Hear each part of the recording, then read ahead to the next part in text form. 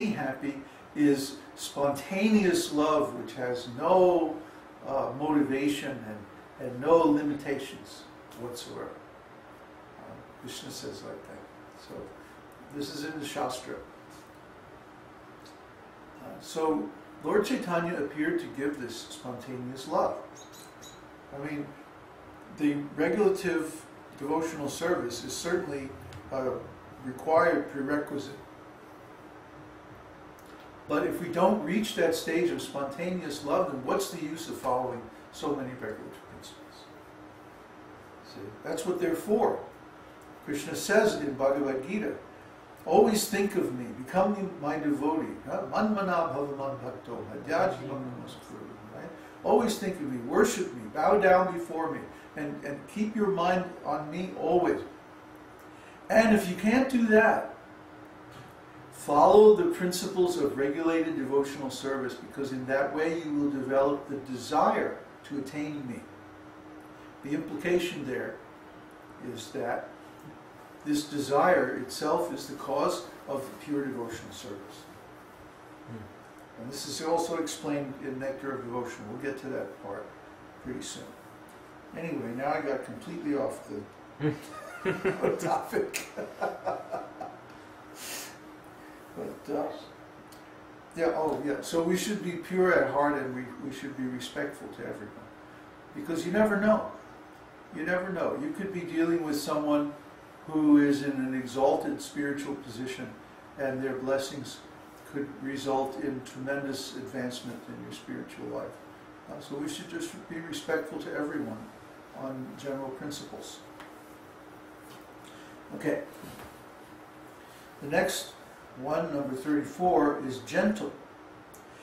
Any person who neither becomes impudent nor exhibits a puffed up nature is called gentle.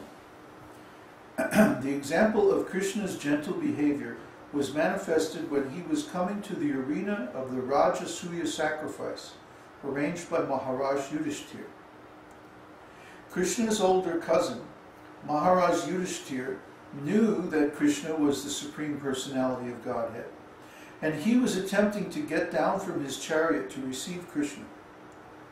But even before Yudhishthir could get down, Lord Krishna got down from his own chariot and immediately fell at the feet of the king. Even though Krishna is the Supreme Personality of Godhead, he never forgets to show social etiquette in his dealings. This is Krishna. See, Krishna, you know, he's not the angry, puffed up God of the Western conception. That idea or that image applies more to the demigods. The demigods, if you don't respect them properly, they become angry and curse you and all this kind of thing. Krishna doesn't care. Krishna, he is the Supreme Personality of Godhead, and nothing is going to change that.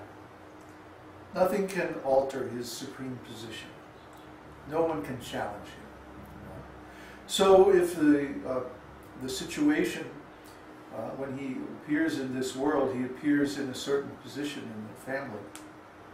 So if he meets an elderly family member, even a little bit older, Yudhishthira wasn't that much older than Krishna, but Krishna would immediately bow down before him.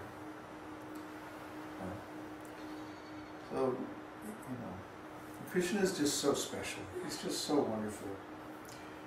What was I going to say? Oh yeah, there's another story in Srimad Bhagavatam about Bhrigu. Bhrigu was a great sage in the early days of the universe. And Brahma and Shiva, you know, there weren't that many people in the universe in these early days. They were trying to figure out who is actually God. They didn't know. So Bhrigu went to, Bhrigu was deputed by the sages that you go and test Brahma, Vishnu, and Shiva and find out.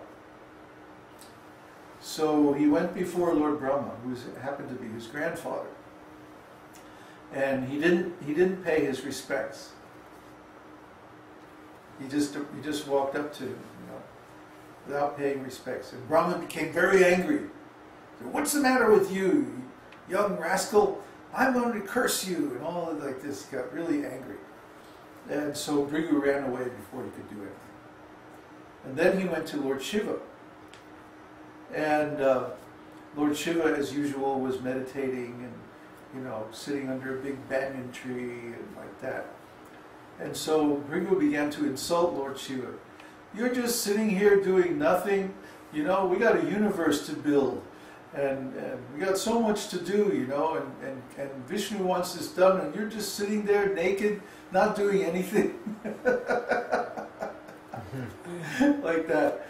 And Lord Shiva became very angry and agitated, and he started to, throw some weapon or, trident or something at Bhrigu, but Bhrigu ran away again. So finally, Bhrigu approached Lord Vishnu. And Vishnu was sitting on his bed with Lakshmi, massaging his feet. And so Bhrigu simply walked up to Lord Vishnu and kicked him on the chest. Yeah. And so Lord Vishnu smiled. And he said, "Oh, my dear Bhrigu, how nice of you to drop by. Here, sit down on my bed. Let me massage your feet. That must be hurt because my chest is very hard. And you're a qualified Brahmana, so it's my duty to worship your lotus feet." And then he started, "Lakshmi, bring water to wash his feet," and all like this. And so Bhrigu, without saying another word, he just got up and left. And then he went back to the assembly. And he said, "I have determined that Vishnu is definitely the Supreme Personality of Godhead." Why? Because even when he was disrespected, he did not become angry, he did not become agitated. He knew the purpose of Bhrigu. He knew what was on his mind. See? And because whenever we sincerely inquire from the Lord, He always provides the answer. He always provides the result. Similarly, He showed Bhrigu by His example who He really is. See? So the Lord has no cause to be insecure. He has no insecurity, no jealousy, no envy. He's not subject to any of those faults. See? He loves every one of His living entities unconditionally, eternally. So he doesn't become upset. He's not an angry God. He's not a jealous God. All these concepts are very low, actually. They indicate something less than the Supreme Personality. The Supreme Personality, He's unchallengeable. He's completely secure in His position. He has no need to become angry. Unless He wants to enjoy that mood. And even in that case, He makes some special arrangement with His own devotees to do that. So anyway, Krishna is very mild and gentle. I like this definition. A person who neither becomes impudent nor exhibits a puffed up nature is called gentle. And in this world, people think it's very important to, be puffed up. How dare you challenge me?